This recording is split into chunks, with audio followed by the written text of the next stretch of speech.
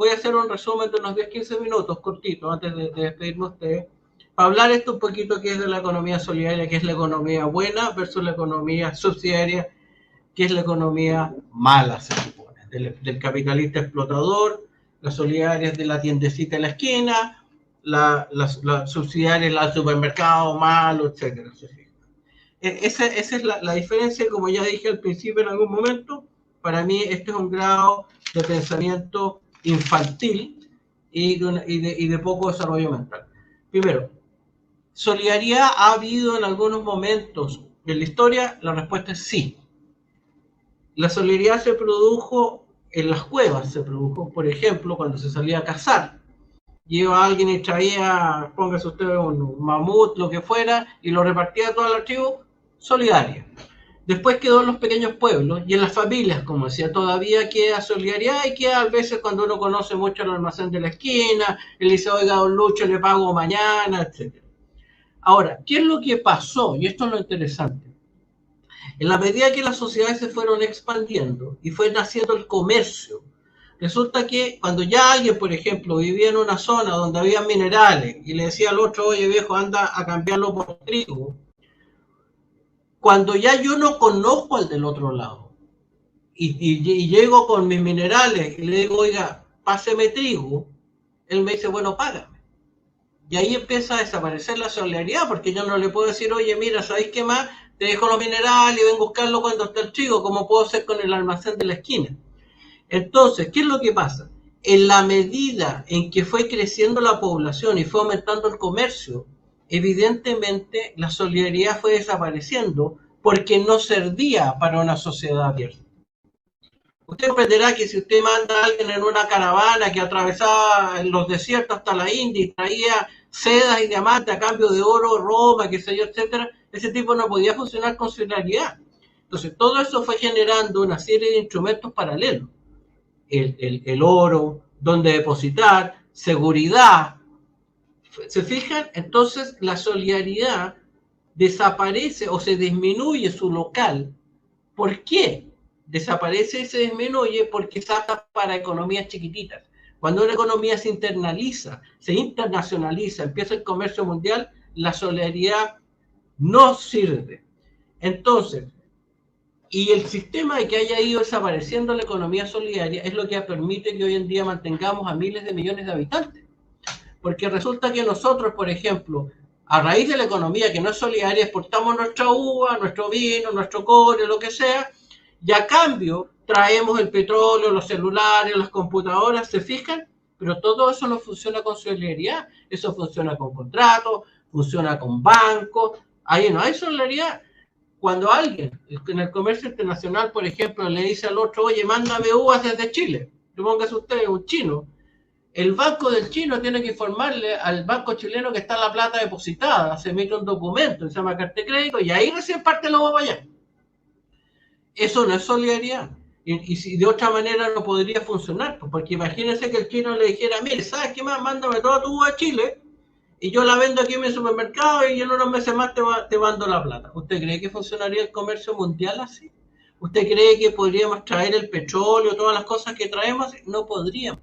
Por eso la economía solidaria es propia de los mundos pequeños. Ahora, cuando yo agarro esta economía solidaria y hay el pensamiento mágico y lo aplico a una economía a gran escala, que por ejemplo es lo que hicieron en Cuba cuando creo que tenía 6 o 7 millones de habitantes, Cuba cuando se produce, cuando asume Fidel. Y resulta que, ¿qué es lo que pasa? Resulta que esa economía, como es de fórmulas para pequeñas producciones, ya no tiene la capacidad para alimentar a más gente. Por eso que la gente empieza a arrancarse. Eso es lo que pasó en Venezuela. Ya la comida no alcanza, porque los métodos de la economía solidaria, que son del almacén, del cooperativismo y todo ese discurso, dejan de producir lo suficiente. Y eso es los millones de venezolanos que tenemos, que tuvieron que salir porque ya la comida no alcanzaba. ¿Por qué? Porque la economía es solidaria. ¿Y qué significa la economía solidaria? Que hay un papá grande que se llama Estado y reparte a todos. Pero resulta que, ahora, ¿cómo funciona la economía subsidiaria?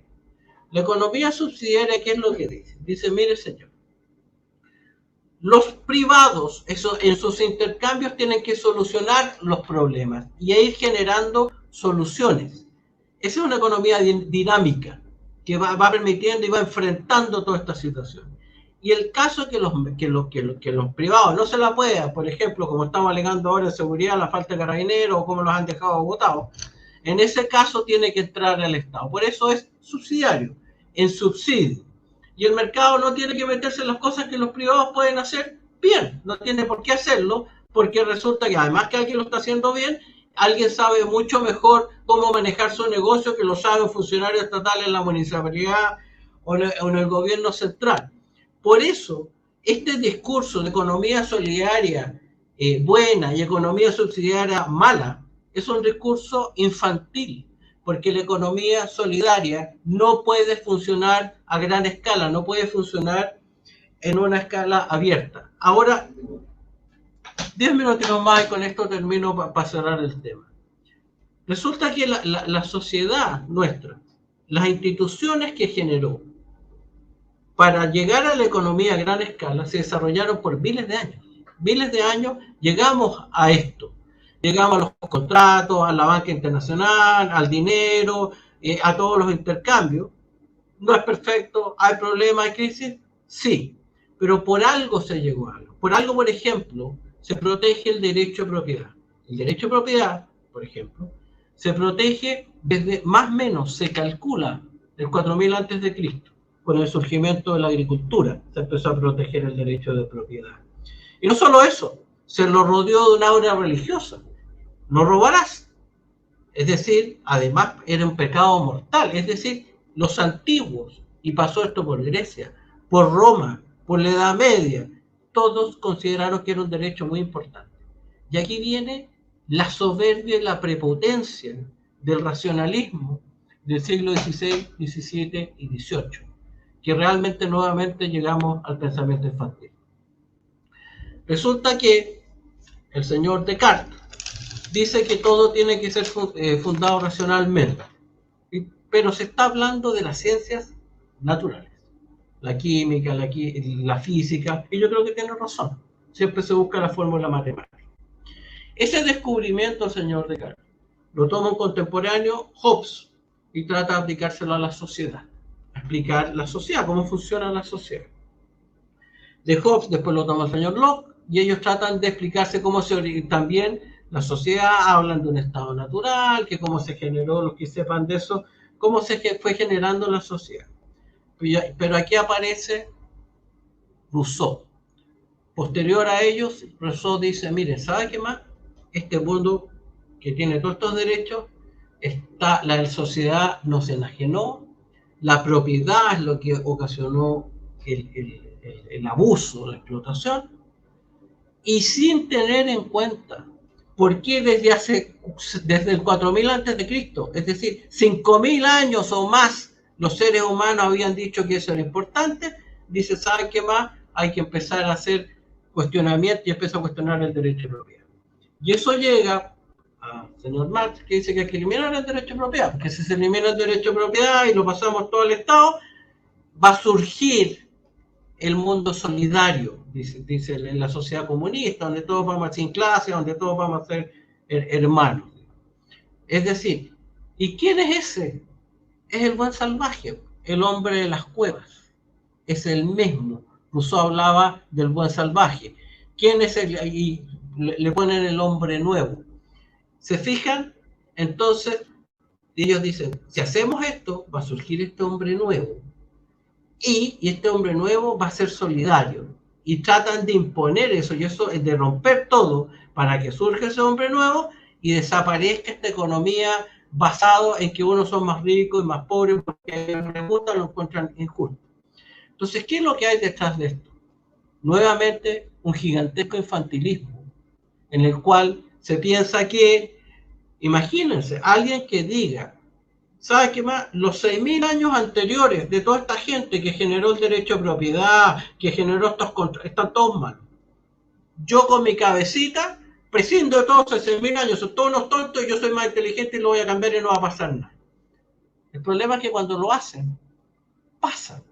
porque toda esa gente que durante miles de años fue construyendo eso, fue por algo, fue por métodos de ensayo y error, y probaron, hubo cooperativismo en eso, hubo todas esas cosas, y todas fracasaron y por eso las desecharon.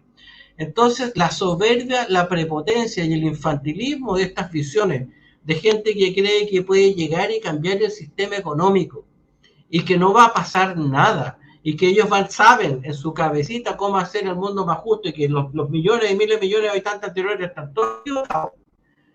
Me va a disculpar, pero yo creo que gente que tiene, como diría doña Madeleine, la doctora Klein, creo que tiene un desarrollo psicológico insuficiente, creo que tiene un desarrollo mental insuficiente y creo que vives pensando en categorías de bueno y malo en el mundo del juego video y que es lo mismo, el buen salvaje.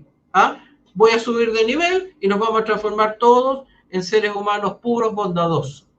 Ese es un pensamiento tonto. Fíjese que Trotsky, por ejemplo, uno de los ídolos de estas personas, dice que una vez que se imponga la sociedad socialista, nos vamos a volver más inteligentes. Va a subir el CI de la población. ¿Usted cree que va a pasar eso?